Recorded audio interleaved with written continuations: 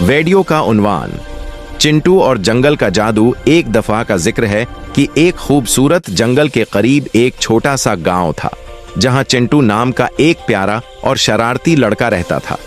चिंटू अपनी पीली T shirt और अपनी प्यारी सी मुस्कुराहट की वजह से पूरे गांव में मशहूर था। एक सुनहरी सुबह चिंटू ने सोचा कि आज जंगल के उस रास्ते पर महमजोई के लिए जाया जाए जहां वो पहले कभी नहीं गया था। परिंदे चहचहा रहे थे और हवा फूलों की खुशबू से महक रही थी। जैसे ही वो जंगल के बीचों बीच पहुंचा, वो हैरत से रख गया।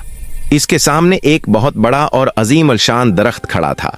ये शाहबलूत ओक का एक कदीम दरख्त था जिस पर सुनहरी फल लटक रहे थे।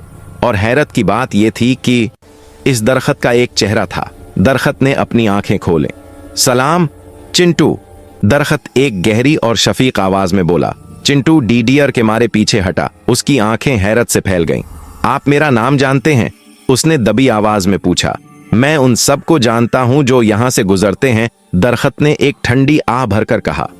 लेकिन चिंटू, मैं बहुत उदास हूं। लोग जंगल का ख्याल रखना भूल गए हैं। मेरी जड़ों को देखो। चिंटू ने नीचे देखा तो उसे प्लास्टिक की बोतलें, रेपर्स और कचरा बिखरा हुआ नजर आया जिसने हरी भरी घास को ढांप दिया था। दरख्त बीमार और थका हुआ लग रहा था। चिंटू को बहुत दुख हुआ। उसने फौरन फैसला किया कि वो अपने दोस्त की मदद करेगा। आप फिक्र न करें दरख्त बाबा, चिंटू ने कहा। मैं अभी ये सब साफ कर देता हूं। चिंटू ने पूरी दोपहर कुचरा उठाने में गुजार दी। एक एक बोतल और प्लास्टिक का टुकड़ा चुनकर टोकरी में डाला।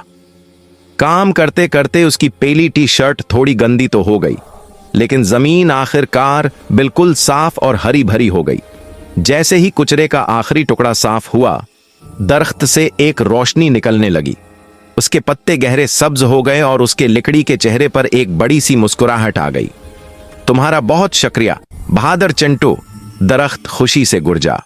तुमने मेरी जड़ों को नई जिंदगी दी है।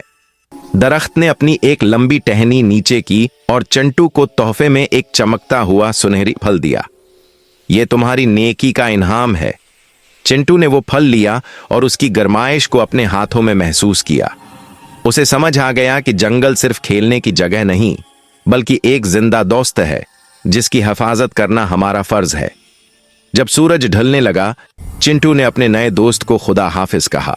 वो एक वादे के साथ घर वापस लौटा कि वो हमेशा अपनी दुनिया को साफ सुथरा रखेगा, क्योंकि जब हम कुदरत का ख्याल रखते हैं तो कुदरत हमारा ख्याल रखती है।